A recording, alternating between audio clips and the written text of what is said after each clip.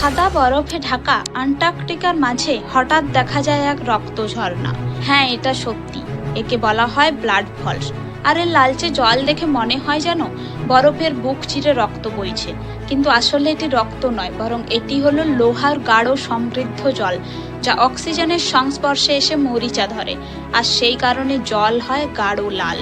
এই জল হাজার হাজার বছর ধরে সূর্যের আলো না দেখে বরফের নিচে জমেছিল, আর আজও এটি ধীরে ধীরে বেরিয়ে আসছে।